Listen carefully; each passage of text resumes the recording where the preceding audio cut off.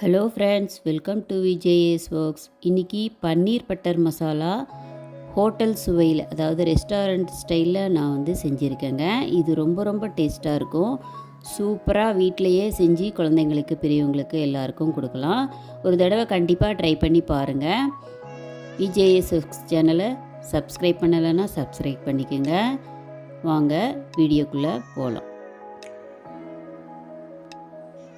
நான் முதல்ல வானிலையில் 2 டேபிள் ஸ்பூன் கொத்தமல்லிங்க, 4 வரமிளகா, காஞ்ச மிளகா போட்டு அதை நல்லா ஃப்ரை பண்ணி, அதாவது அடுப்பு மீடியம் ஃப்ளேமில் வச்சு ஃப்ரை பண்ணி அதை தனியாக வச்சுட்டேன். இப்போது அதே பேனில் 1 டேபிள் ஸ்பூன் பட்டர் விட்டு, வெண்ணெய் விட்டு, ஒரு ஏலக்காய், கொஞ்சமாக சீரகம் ஒரு அரை டீஸ்பூன் சேர்த்துட்டேங்க. கூடவே பெரிய வெங்காயம், ஒரு பெரிய சைஸ் பெரிய வெங்காயம் பெருசு பெருசாக கட் பண்ணி போட்டுட்டேன். ஏலக்காய் ரொம்ப வாசனை கொடுக்கும், அதுக்காக தான் அதுக்கு சேர்த்துருக்குங்க. அது நல்லா பொன்னிறமாக வறுத்ததும் முந்திரி பருப்பு, ஒரு 5 முந்திரி பருப்பு உடச்சி போட்டிருக்கேன். அது நல்லா செவக்க வறுத்ததும் கட் பண்ணி பெரிய தக்காளி, பெரிய சைஸாக இருக்கணும், அது கட் பண்ணி போட்டு அதையும் நல்லா கூட வதக்கலாம். கொஞ்சமாக உப்பு சேர்த்து வதக்கிட்டால் ரொம்ப சீக்கிரமாக அது வதங்கிடும். கூடவே மஞ்சத்தூள் ஒரு 1/4 டீஸ்பூனு, காஷ்மீரி சில்லி பவுட்ரு, அது கலர் கொடுக்கும், அதுக்காக ஒரு அரை டீஸ்பூன் சேர்த்துட்டேன். கரம் மசாலா ஒரு அரை டீஸ்பூன் சேர்த்துக்கலாங்க. இது நல்லா கொஞ்சம் நேரம் தண்ணி தெளித்து ஒரு மூடி வச்சு ஒரு 2 நிமிஷம் வேக வைக்கலாங்க. நீங்கள் இஞ்சி பூண்டு இதுலேயே கூட சேர்த்துக்கலாம், இல்லை பேஸ்ட் இருந்தால் அதை தனியாக அப்புறமாவும் சேர்த்துக்கலாம். நான் அப்புறமாவும் சேர்த்துக்க போகிறேன். இப்போ பாருங்கள், கொத்தமல்லி, வரமிளகாவை பவுட்ரு பண்ணி வச்சுட்டேன். அடுத்தது இந்த பேஸ்ட்டு ஆறுறது, இதையும் பேஸ்ட் பண்ணி வச்சுட்டேங்க. இப்போ ஒரு பேனில் 2 டேபிள் ஸ்பூன் பட்டர் சேர்த்துக்கிட்டேன். பட்டரு இல்லைன்னா நீங்கள் ஆயிலும் சேர்த்துக்கலாம். பட்டர் சேர்த்தா நல்லா டேஸ்ட் கொடுக்கும்.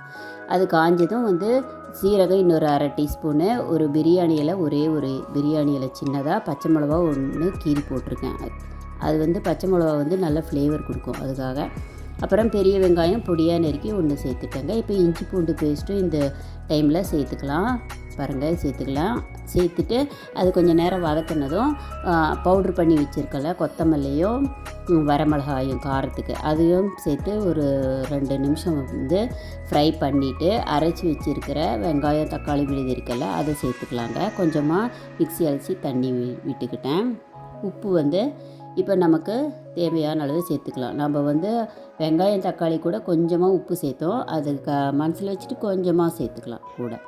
இப்போ வெது வெதுப்பான தண்ணீரில் பன்னீர் ஒரு 100-150 கிராம் எடுத்துருக்காங்க. அது பெரிய சைஸு கியூபாக போட்டு அதை ஒரு 5 நிமிஷம் வெந்நீரில் போட்டு எடுத்துக்கலாம். இப்போ அந்த இதில் மசாலா ஆயிடுச்சுங்க. இப்போ கஸ்தூரி மேத்தி கொஞ்சமாக பவுட்ரு பண்ணி அதில் சேர்த்துட்டேன். கூடவே பன்னீர் கட் பண்ணி சுடு தண்ணியில் போட்ட பன்னீர் க்யூப்ஸையும் சேர்த்துக்கலாம்.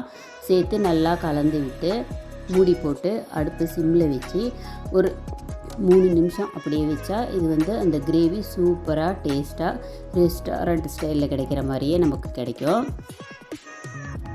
இந்த ரெசிபி செய்கிறப்போ அடுப்பு மீடியம் ஃப்ளேம்லேயே வச்சு செய்யணுங்க. அப்போ தான் நமக்கு டேஸ்ட்டு ரொம்ப சூப்பராக கிடைக்கும். டேஸ்ட்டுக்கு நமக்கு வேணும்னா சுகர் அரை டீஸ்பூன் லாஸ்ட்டாக சேர்த்துக்கலாம். இப்போ கொத்தமல்லி தழை கரெக்டாக கடைசியாக கட் பண்ணி தூவி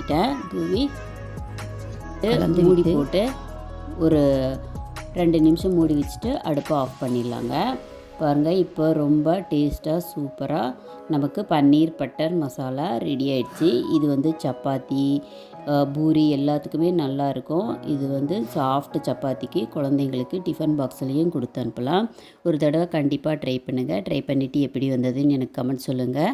லைக் பண்ணுங்கள், ஷேர் பண்ணுங்கள். தேங்க்ஸ் ஃபார் வாட்சிங்.